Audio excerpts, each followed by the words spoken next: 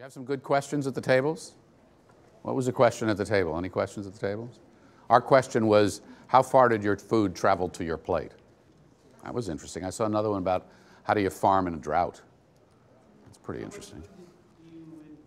How much food do you import? That was your question? Yeah? 17%. 17%. Okay. Good. Where is the most efficient place to grow food? Did you answer it? All right. So what we're going to do in the afternoon here is we're going to really turn to the future. All right? We're really going to start looking at the future. We're going to hear from our future farmers, our future producers, next generation. We're going to hear more from our StoryFest entries, and then we're going to conclude the day, as I promised, with a focus on the storytelling, on the StoryFest, and give that award that we talked about, a couple of awards that we talked about. So first, you met Tommy and Benji earlier today. Tommy and Benji, wave, yeah, okay, fine. Tommy and Benji, what did you just do?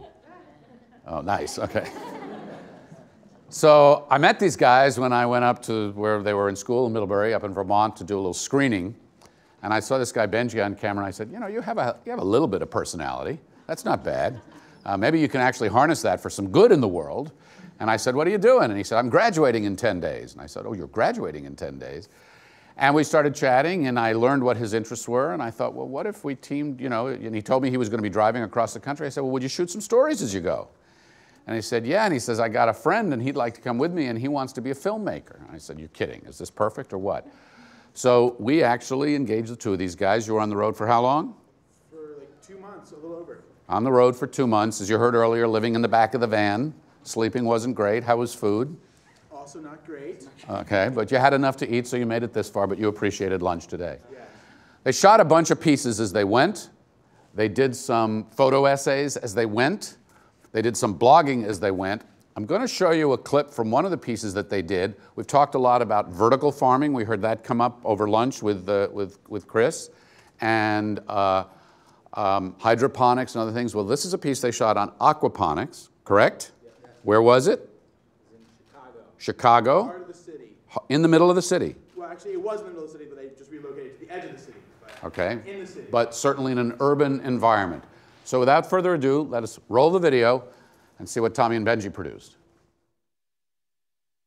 Benj, what is aquaponics? Aquaponics is a growing technique that utilizes a symbiotic relationship between plants and fish. Fish waste provides nutrients for the plants, and plants filter the water for the fish. This closed-loop system recycles about 98% of its water. Yeah, you know, I often get asked the same question over and over and over again, and it's, you know, how do we feed 9 billion people in 2050? And that question's a good question, and we're part of that solution. If it's about feeding people organic, healthy, local food, we're a huge part of that equation.